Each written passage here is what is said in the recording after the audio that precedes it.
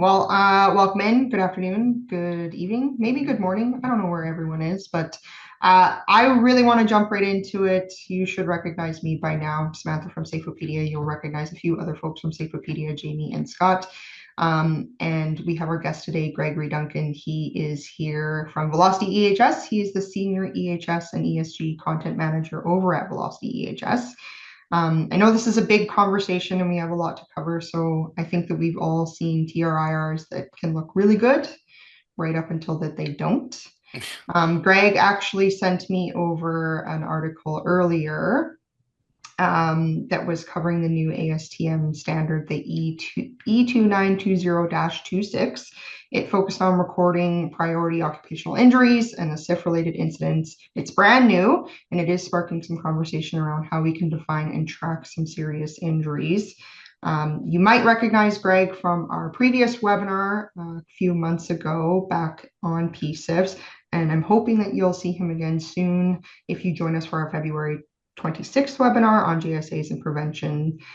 So Greg, since you've been digging into all of this, can you give us a high level of what's important for this group to understand about this new standard? Yeah, for sure. And thanks to everybody for joining. As Samantha mentioned, this is a pretty new standard. ASTM released it back on the 26th of January, so just a couple weeks old. And it finally does something that I think has been long awaited, and is to kind of provide some formal guidance around PSIF tracking and PSIF risk detection programs. And I'll kind of talk through some of the points, some of the things that stood out to me. Just a quick show of hands, or a hey or a nay. Uh, who has a PSIF tracking program as part of their incident management processes at work? It's relatively new, so don't feel bad if you don't. And you know, as I kind of said, it sort of nests within or becomes an extension of a strong incident management program. What you would normally think of, especially in the United States, your injury and illness prevention program. And your OSHA recordables, your record keeping requirements. But it goes much further beyond the requirements of that to really get granular and go into detail on the types and severity of incidents that you might experience, unfortunately, in the workplace, to be able to improve the traceability or your tracking capabilities of those, to give you a little bit more detailed understanding of where the risks lie in your workplace, and then develop some targeted prevention strategies around those, and put your prevention efforts where they're going to have the greatest impact in terms of saving lives and preserving workplace safety and protecting property. So the standard kind of spells that out, and it relies on and builds on some existing standards that you're probably all familiar with, or at least have heard of. ANSI Z10, ANSI ASSP Z16, ISO 45001, and related standards. What it really does is help to standardize what types of injuries and illnesses are classified, and set up a framework for classifying those. Um, it lays out the definitions first, as with any other standard, goes through and specifies what things are, and how they should be classified. And one of the big ones that you want to remember for a PSIF tracking program that aligns to the new ASTM standard is this distinction between injury levels. So there's four levels. Level one is also sometimes referred to as an actual serious injury or fatality, or ASIF.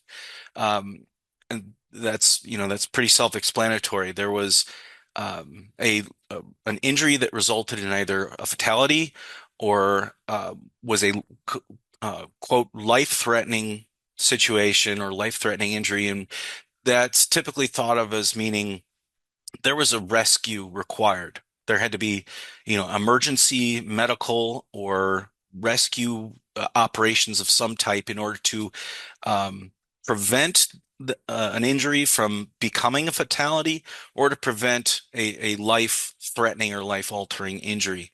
And then also there's that other category, life-altering injury, permanent disability, loss of function. These are kind of what you would consider a life-altering injury.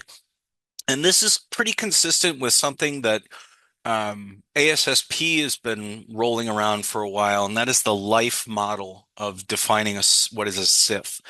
And again, it goes back to that there's like sort of three criteria that ASSP has used or has discussed, and that is, a life ending or fatal, life altering, or life threatening.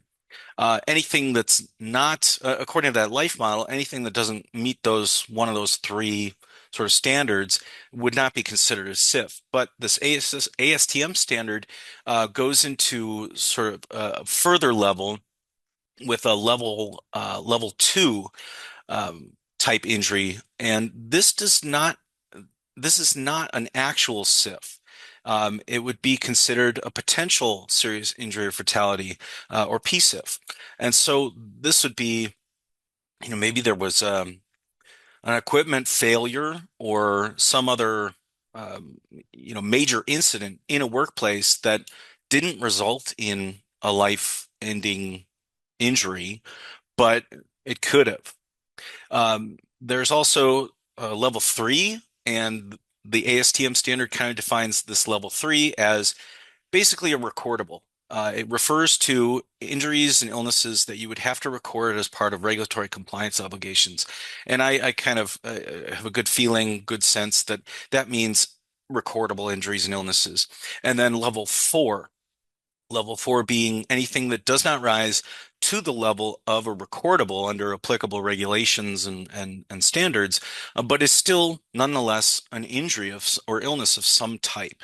The big point that gets driven home throughout the text of the standard is that you should, of course, be documenting level ones and level twos, but you should, and level threes, but you should also be documenting level fours. So even if it's just a non-recordable, a first aid related incident or injury, that all gets recorded. And I'll just kind of add in here at this point that can imply a change in your record keeping policies and rules in the workplace. I imagine that in many workplaces, if it doesn't rise to the level of a recordable, OSHA recordable, or whatever regulatory agency you're under, then it doesn't get captured. And so this standard implies that it should, because that information, especially in the presence of uh,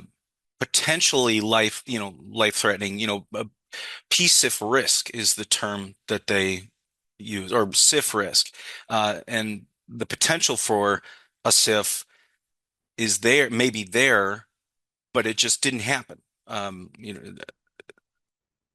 Might have suffered a small cut in the hand, but given slightly different circumstances, you could have had an amputation. So capturing all of that helps to kind of understand where these risks are, where these SIF risks are, so that we can account for them and control them before, the inevitable, you're just kind of playing a probability game. It will ultimately or eventually cause a SIF. So it's really kind of an early detection program for identifying conditions that could lead to a serious injury or fatality. Um, just going through again, it's kind of important to understand. They really lay out a lot of time in the standard discussing those different levels of injury types. And then one other thing that you want to note is that level 2, 3, and 4 injuries would all fall under the umbrella of a PSIF, or potential serious injury or fatality. And that level 1 type injury is the only one that would be categorized as an actual SIF, an ASIF. It takes a lot of time to actually lay out the types of injuries and illnesses that would be categorized under each of these. It gets into real detail about specific injuries or medical conditions that would be categorized. And this is important because prior to the existence of the standard, companies may have been tracking SIFs in different ways. They may have been categorizing different injuries or illnesses as a SIF that shouldn't be, and they may have been missing SIFs because they weren't, meeting their own internal criteria for classification. So standardizing what classifies or qualifies as a SIF or these other levels of injuries and illnesses is key to standardizing the tracking across facilities, across industries, being able to benchmark your safety performance and your injury and illness rates from one organization to the next. That's important for being able to judge your safety performance against other companies in your industry or against other industries, of course. And that's a big it it may become in the future a factor in determining your workers' compensation modifier rates, your EMRs.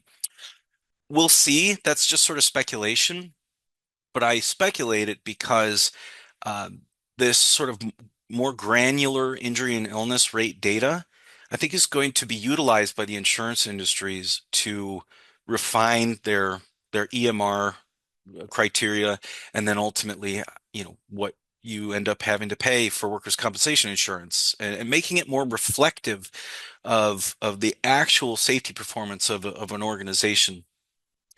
In the webinar that Samantha had mentioned before, we talked about some of the statistical failings of TRIR as, one of the key metrics that companies and, insurance carriers will use to calculate those insurance premiums. And, the big failing, I wish it were easy for me to pull up sort of the slides that I had on this.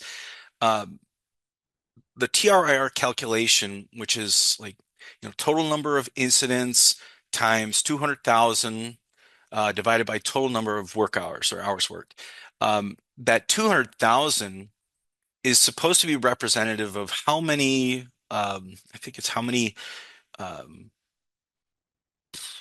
hours are worked over the course of, I couldn't tell you right off the top of my head, but it's an assumption.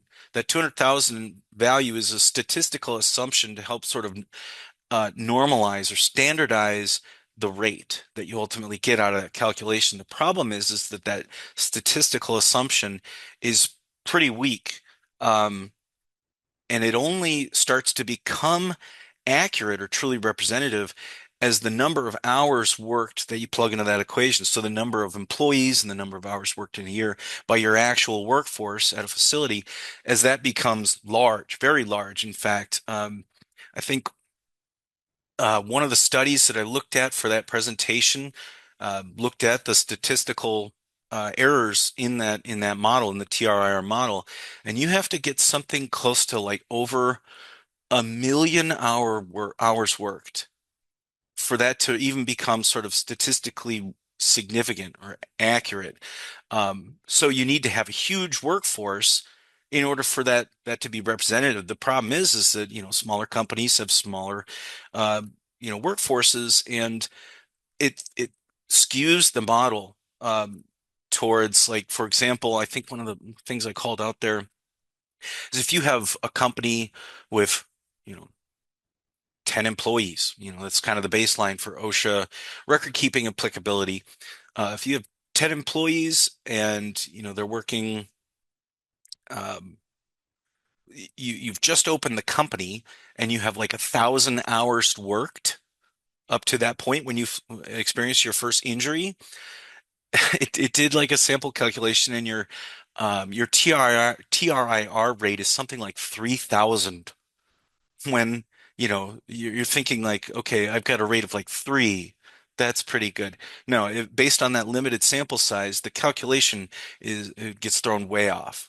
So maybe over a long period of time with a large number of employee hours worked, it is somewhat representative, but um, on average, it is not. Um, So the one thing that I found was interesting in the standard, the new ASTM standards, is it does not use that calculation to calculate injury rates. It uses something very similar. It uses number of injuries or illnesses times 1 million.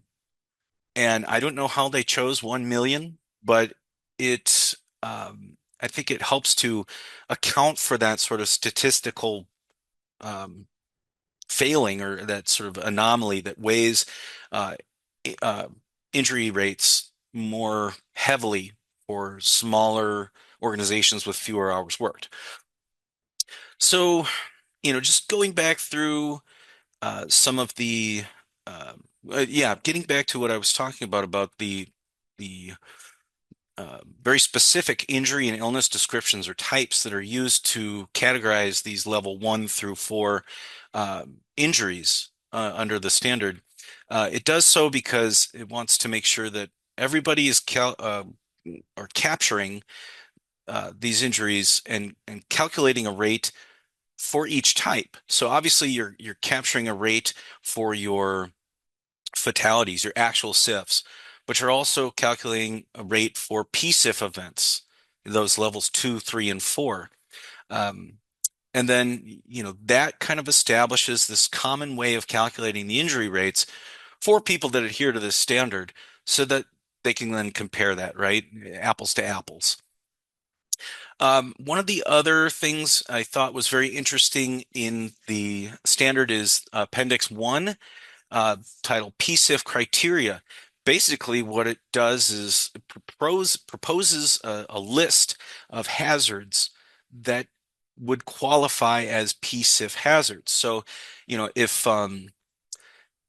if there's an incident, if there's an injury, and one of these hazards was present, regardless of the severity of the resulting injury, that was a PSIF event, which is helpful because if you're trying to determine uh, the incidence or the frequency of PSIF events in your workplace, you need some sort of criteria to say this was a PSIF or not. Um, and so if one of these hazards is present, you can use that as sort of a reliable starting point to determine that. Otherwise, what you would need to do is to go back through your historical incident data and potentially literature data, and I don't even know if that would all be available, raw incident data from other employers to say, okay, an incident occurred, there was an actual SIF, what hazards were present or contributed to that SIF? And then you could say, looking forward, okay, well, I had this incident and there was a related hazard, or the same hazard was present in another incident, and in that case, it caused the fatality, it caused the SIF. Then I should look at this, this current event as being a PSIF. So unless you have historic data to look back and say there was a SIF risk present, you wouldn't really know how to judge it. You wouldn't know how to say whether it was a PSIF or not. Um, Now, one of the things that, this is, you can use these hazards that the standard spells out, but it's relatively short list, and there's no, you can imagine, there's no comprehensive be-all list of every hazard out there that could contribute to a fatality or to a SIF. I was thinking about this earlier.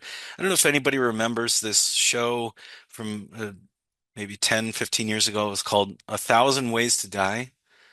And they would go through these like, scenarios, these recreations or dramatizations of people who, in whatever setting ended up being killed because of something like there was a bottle of soap that spilled on the floor and then they slipped into a wood chipper. Like just these ridiculous scenarios, but they happened, right? And so this sort of cascade of hazards and in our case as safety professionals, control failures led to this incident happening, led to the SIF.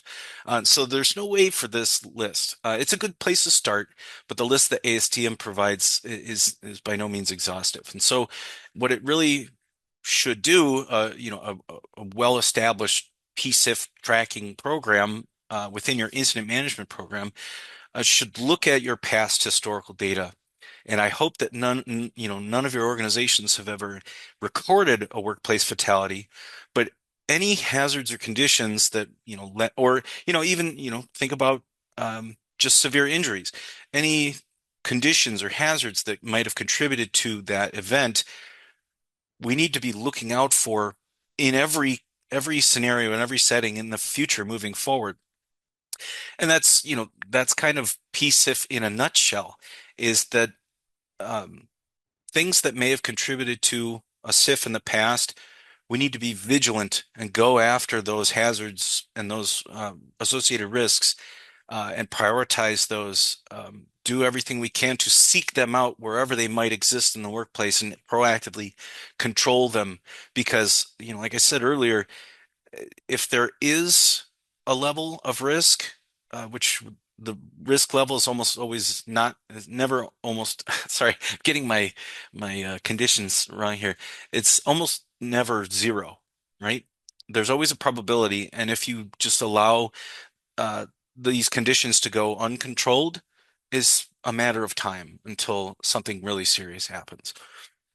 So, um, aside from that, the standard is very short. It doesn't really say a lot about how you organize or administer a PSIF program. It just kind of provides the the criteria for determining different injury severity levels, and then how you go about classifying them.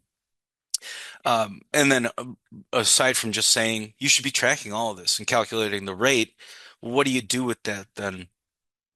So if you are trying to get a PSIF tracking program off the ground as part of your overall incident management program at work, it kind of starts, with um, building a culture where there's really proactive and very comprehensive incident reporting. It's hard to get people to report incidents as is. Now you're asking them to do it at an even greater detailed level, um, and providing them with the tools to easily do that. It's first is kind of getting them engaged with the program and getting their participation to report these things and feed that information to you. But it's also providing them with the systems to do it easily, because if it's hard, they won't. If it's confusing, they won't. And then things get underreported or unreported, and you're not seeing these risks where they might exist. Um, and part of that process, especially where you're asked to report incidents where they're not necessarily recordable, and they might be minor, but there's still the potential for SIF risks. Um, Capturing detailed information about those events, even though they might seem minor and it's just a formality to log it or whatever, capturing really detailed information around those is what's going to give you the ability to determine if there were hazards present that in other circumstances may have led to a SIF. Um, and then once you have that hazard information, you can then, um, target that. And if it is something that had the potential for a serious injury or fatality, you prioritize that. Um, so again, it's not just getting people to participate in, a really kind of proactive reporting, but getting them to record good quality information that's going to be the basis for incident investigation and root cause analysis and corrective action selection and implementation. You need to understand what happened very well in order to make the best decisions on how to prevent it. And again, giving them a system that makes that easy to understand, easy to do, where they are shortly, if not immediately after an incident occurs, is really, your first best chance at being able to, use that information effectively and then pursue it to put the, controls and safeguards in place that are going to prevent that SIF risk in the future. Um, there's not a lot else to it. I'm happy to open up to questions about PSIF tracking more generally, but that's really the standard. If you go to ASTM website, it's $72. It sounds like a lot for a 10-page document, um, but it's really, I've really kind of covered most of what it involves.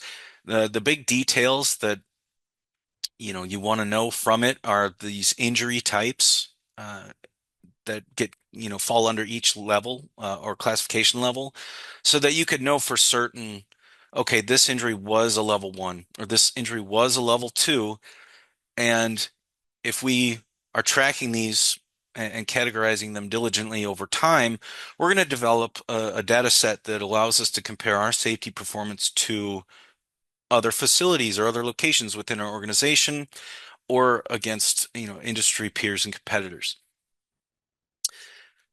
Um, and that's basically it for the standard. I encourage everybody to uh, look into implementing a PSIF tracking program within their incident management processes. It's going to give you a lot more detailed data about what types of incidents you're experiencing in the workplace, and then ultimately give you better information to help you allocate your safety program resources better and target these. One of the statistics that really stood out to me, and I think has been a big driver for the development of this standard and the sort of ongoing focus around PSIFs, is if you look at non-fatal injury and illness rates over the past, I think I was able to pull all the way back to like 1992. Um, we're seeing a really encouraging and steady decline in non-fatal injuries and illnesses among everyone in the world. Um, U.S. employers, I saw a lot of data from Canada. There's a great report from the University of Regina that was done, I think it was 2023, maybe 2024, and it tracks those rates across every province, pulling information from at least 10 different organizations, including the provincial workers' compensation boards. Um, and that shows that really, really encouraging decline in non-fatal injury and illness rates. Yeah, but at the same time, they also track the work-related fatalities trends, and that trend in that same period, 30 years or so, has remained essentially flat.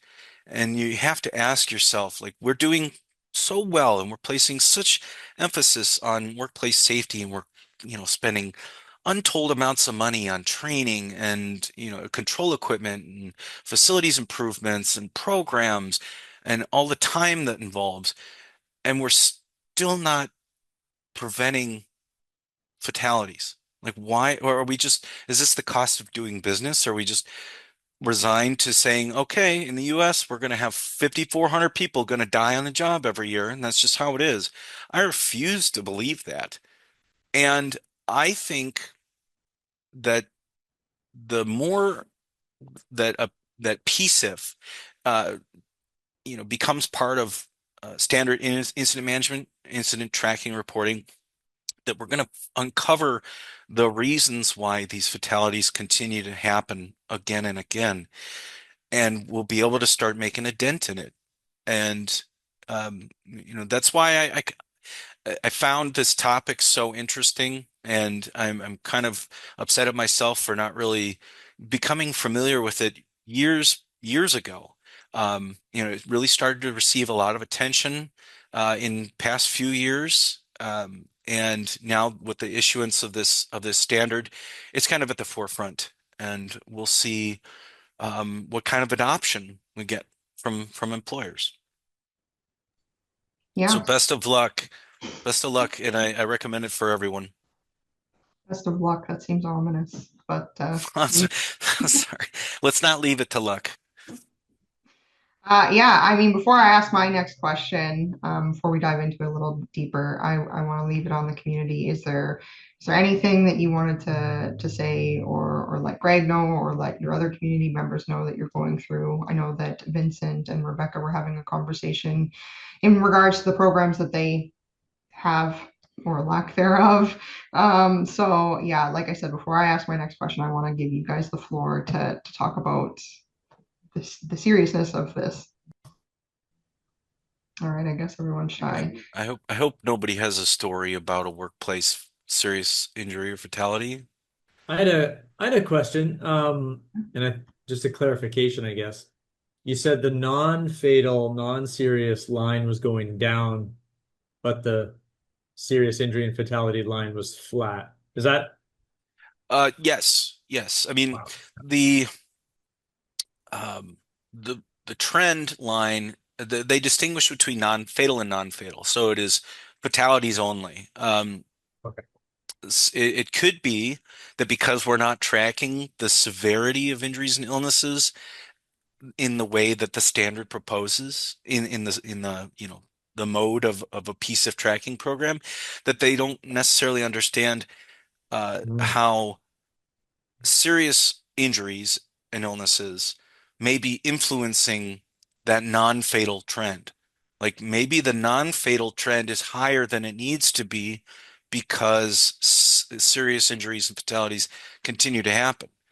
Um, maybe you'd be I'd be interested to know like what the work-related disability claims are. Like obviously SIFs are defined by, this life-altering quality, like permanent loss of function, permanent disability.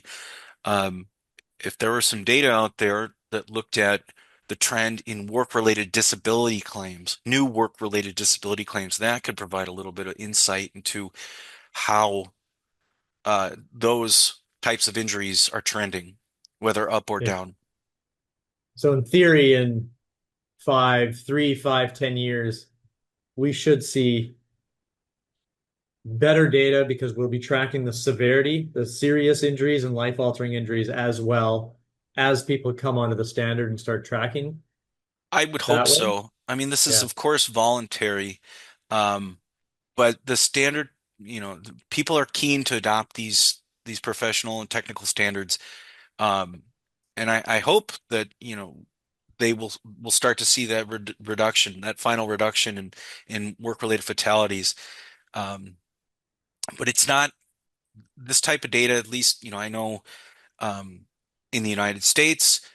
OSHA does not have, they only look at recordable or fatal. They don't track non-recordables. So, you know, there's no way to tell the severity level. And that's unfortunate. I remember attending a talk with a couple of researchers, academics in the field at NSC a few years ago, and they were really emphasizing, this is kind of related, but they were talking about the importance of tracking demographic information in injury and illness cases, something that OSHA Form 300, 301 do not capture.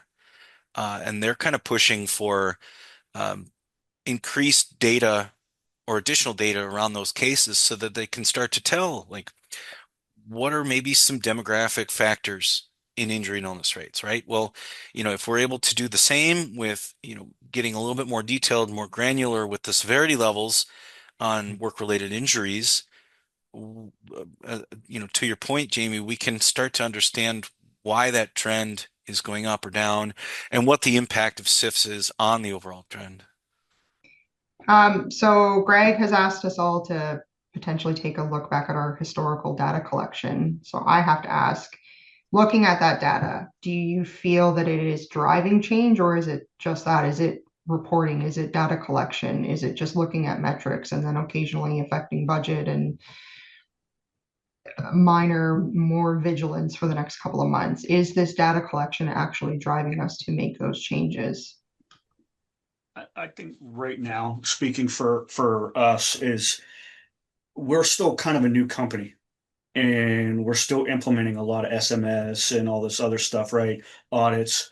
So I think we're now getting into that phase where we're going to start using that data.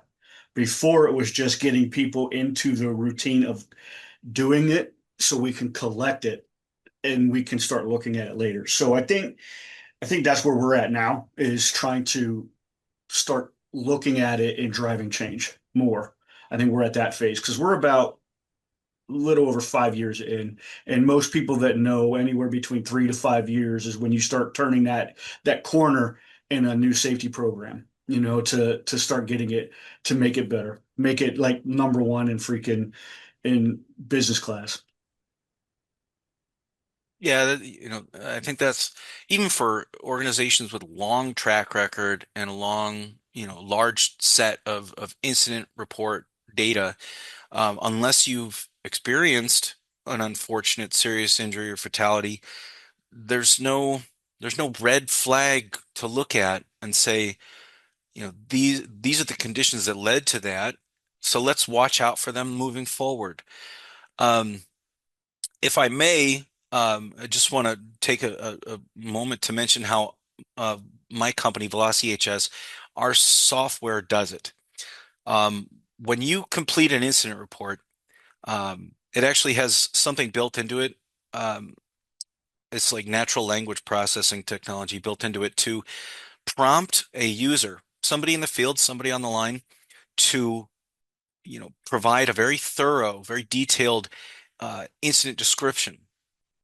And then based on what is entered there and the hazards that are described within and identified as part of that, it looks into the database of our entire customer base and says, okay, this hazard was associated with SIFs at all these, potentially all these other in all these other incidences.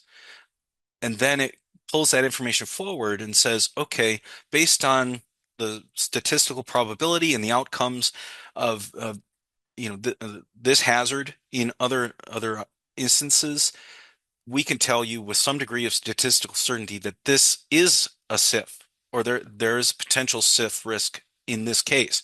At which point it kind of indicates that to you and says, okay, even though, Joe just cut his hand, he could have cut off his arm. He could have bled, all that. So it kind of keys you into where these risks may lie based on a larger data set from the entire customer base.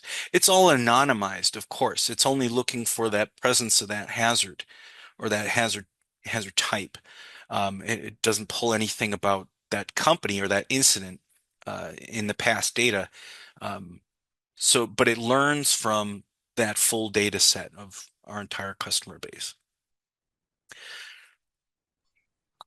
Do So you that you, feel, sorry, oh, do you feel like the anonymity of it helps us move away from more of a checkbox system and into a more mature program of data collection? the anonymity of that historical data, Yeah. are you saying? Um, well, you're really focused on just sort of the numbers or the qualitative data in the case of hazards. Um, you don't need to know when it happened or to whom it happened.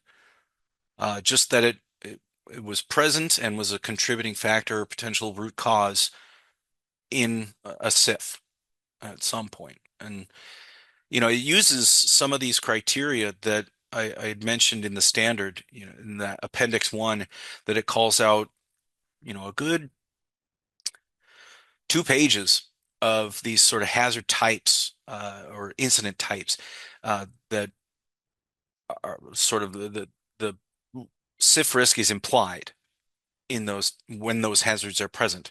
But it also pulls from that historical data that I mentioned as well. So it's far more comprehensive than just saying, all right, well, it was this hazard type, so it was a PSIF. Well, no, did it actually end in a SIF incident? And then you can you know take that as an indication that this has SIF risk. Um, we're always very conscious of the sensitivity or sensitive nature of incident reports and injury and illness data. And so, of course, there's, and it's all anonymized, and there's, safeguards in place. It doesn't even pull personally identifiable information forward into your system at all. It's just kind of doing everything in a vacuum on the back end, and then pushing that forward to flag an incident as, as a PSIF. I'm sorry if I missed it, but I'm interested if the standards or maybe the systems that people are using to record these types of incidents, like, do they have a metric to kind of keep track and analyze what the causes of those injuries or potential injuries were? Like, is it lack of regulation, or people didn't follow rules, or weren't wearing PPE, or whatever is the case? So ideally, your incident report would also be accompanied by an investigation and a root cause analysis. And those root causes would ideally all be captured. And then you could compare them to, root causes that, make pop up in future incidents. That's always a best practice. Like, as part of your incident investigation, treat it like a crime scene, and then go through and use, a recognized root cause analysis methodology, whatever it is. If you're using something simple like 5 whys, or if you're doing something more complex like a um, like a fault tree analysis, whatever it may be, that you're capturing that information as part of the incident record. And that's all going to be data that you can reference in the future in order to compare past to future, or past to present, and hopefully predict the future. Yeah, like for our place, we kind of have two separate systems. Like one is based on a health authority, the other one based on a university, depending who a worker's actual employer is. So they each kind of track similar data, but there's kind of the segregation, and neither of the systems have any kind of analysis component. So everything, if we want to do any kind of long range tracking or analysis on it, we have to pull the data out and do it manually. So that's kind of Sure. Yeah, I something mean, that's complicated for us. that is, you are not alone. I've talked to a lot of folks who, have to use a different system to do their root cause analysis, and that information doesn't easily find its way back into the incident report, and it doesn't find its way back into other associated documents or safety activities like your job safety analysis. That same information on hazard identification and risk assessment level, or risk scores, risk assessments, and then root cause analysis and controls, that, if you have an incident investigation, there's no easy way to get that into the JSA. Or if you have a separate root cause analysis or risk management type of software, there's no easy way to get that back into the JSA and into the incident report. So these communication barriers are a persistent challenge for folks. Our software tries to break down those barriers and make everything talk to each other, so that you're, able to just directly pull the risk assessment score and the control data from, one place, and have it populate in others. Because transcribing it from one system to the other is just, it opens up the opportunity for error, and things can get missed, right? Yeah. So, or inconsistent values, inconsistent data across sources. Sorry, I'm just And watching Andy perform his daily duties and being a boss. One of the questions, and I know you answered it in the webinar, but I want to reiterate it because I thought it was an interesting question. But one of the questions we got in our webinar that we did a few months ago was, is it a good idea to set limitations on the amount of PSIFs that are reported? Oh, so that's kind of specifically addressed in the standard, and just my my instinct, even without it, would be to say no. I mean, the more reports you have, the better. That's just a greater data set to pull from. Um, what you do with that information, I think, is what, could weigh on that question.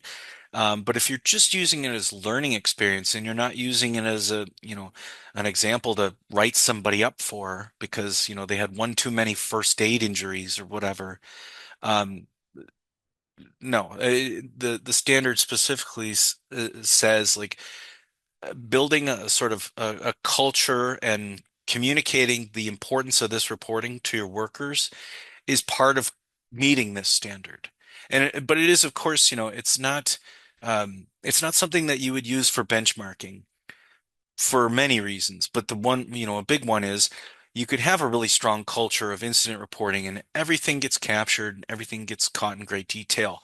Um, you couldn't compare your PSIF rate to any other workplace because of that cultural component, that cultural influence on the reporting rate itself. But it's like near misses. Near misses would be, categorized as a PSIF, most certainly. And so the more near misses you are recording, the more you're learning from them, and the more that you're ultimately, hopefully, going to be preventing, because you're recognizing these hazards and these conditions before they can actually result in an incident. Um,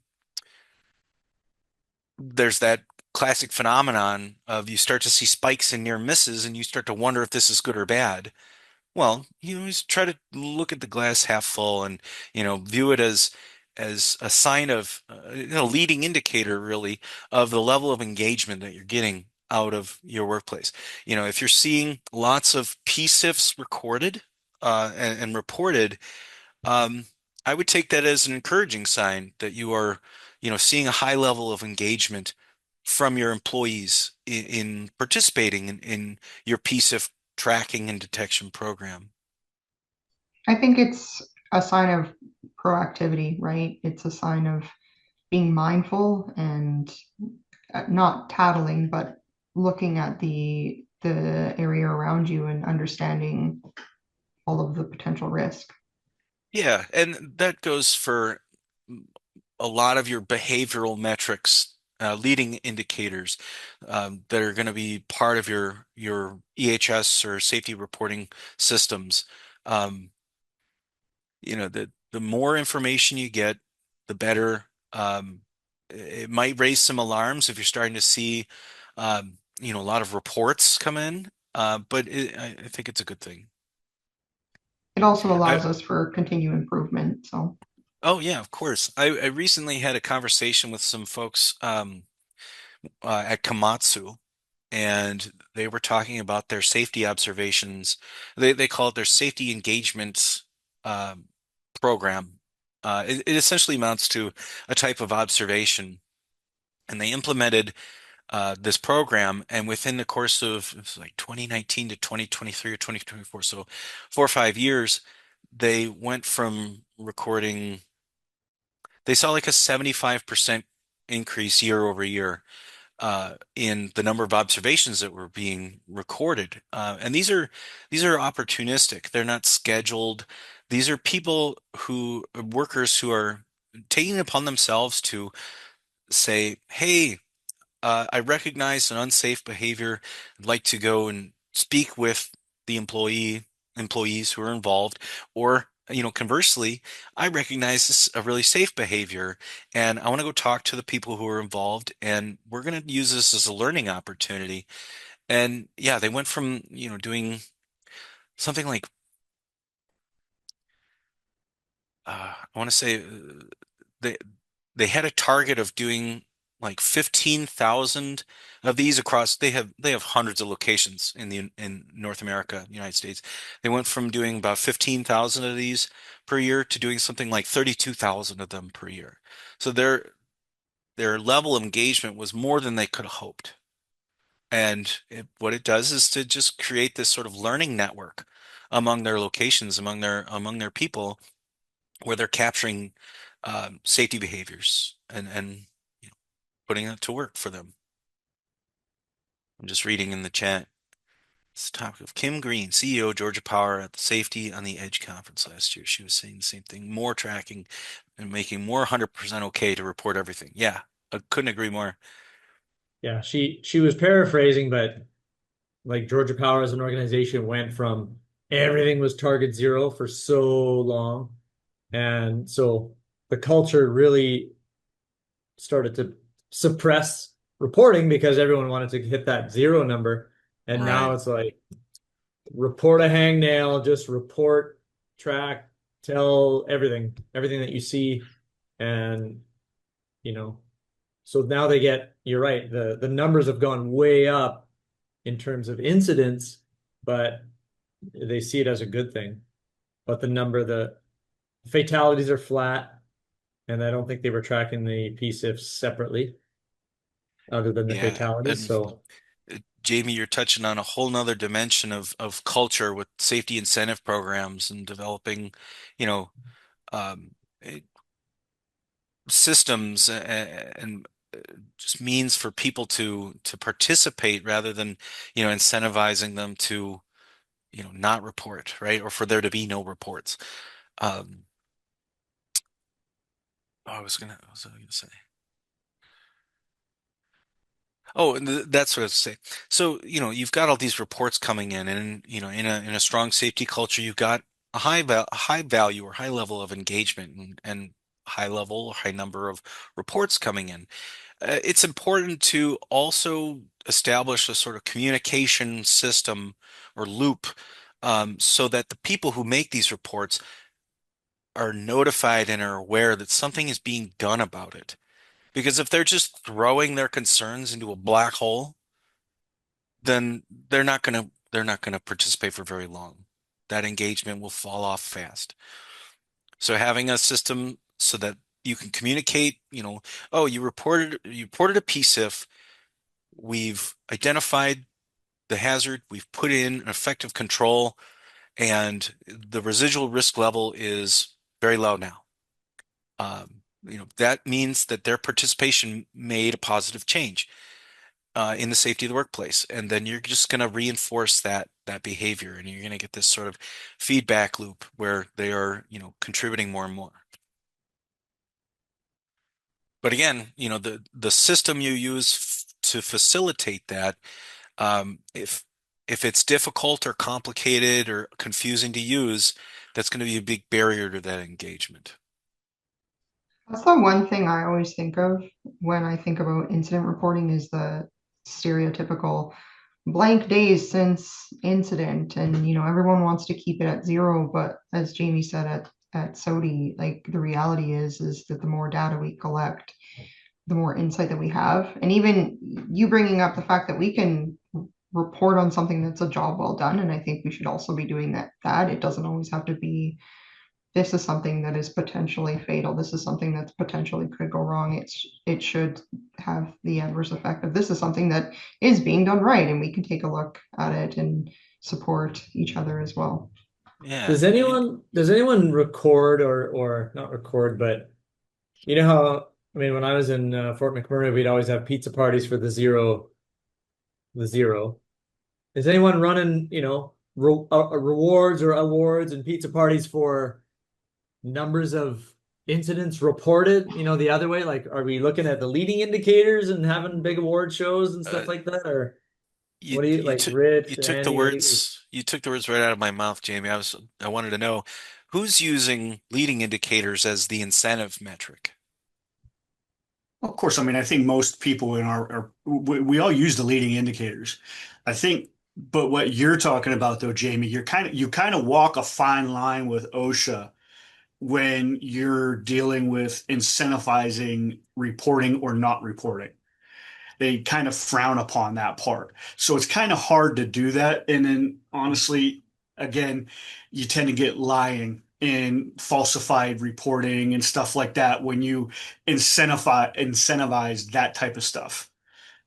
So it's always been a negative that I've seen in my history of what I've been doing. But I think near misses though, incentivizing near misses is a better way to do that. And that's how I've ran that in the past is give like, hey, safety employee of the month or quarter or year because of their performance and or near miss reporting. And what comes out of that near miss reporting. If like if a flash alert or something or change of policy or something like that. Yeah, and if you're tracking near misses and you've got a strong near miss reporting program, you're a good portion of the way towards having a PSIF tracking program. So that's encouraging, to know that you're not getting off the ground. It uses data that you should hopefully already be collecting and just, you know, gets a little bit more in depth with it to understand, um, you know, more details about the incidents that are occurring. Give you a little bit better insight. It's not like this revolution of your safety program or your incident reporting program. It's just an extension of it. Well, we have about 1 minute before we wrap it up and let you all go. If you loved today's conversation, a few things I'll mention. We did a webinar on PSIFs back in December, so you can check that out on safeopedia.com. We also have a JSA and prevention webinar coming up at the end of February, February 26th. Greg will be there, so you'll have a familiar face and he'll dive in deeper with prevention there. The third thing, make sure you're checking out more community events. We have one on the second Thursday of every month, so be sure that you're heading over to the events page. We have some pretty cool things coming up. Not that incident prevention and PSIFs aren't pretty cool, but make sure that you're checking out the events page. So, Greg, is there anything you want to wrap up today? I know that we have some pretty cool software from VelocityEHS, so I do want to give a shout out to you guys. And just let everyone know that you're here to answer more questions. Yeah, no, thank you for mentioning the upcoming webinar on JSAs. Hope to see you all there. And yeah, if you're interested in learning about how software can support PSIF tracking and reporting, come check out our website at ehs.com. And yeah, I'll stick around and see if there are any further questions. Awesome. Well, thanks everybody. I appreciate your time today. Rich, Yeah, thanks thanks for for showing being up here. when you could. Andy, we always appreciate you working in the background. It humanizes our community meetups and lets everyone know that you're a real person and you have a real job and you're doing real things to support our safety communities.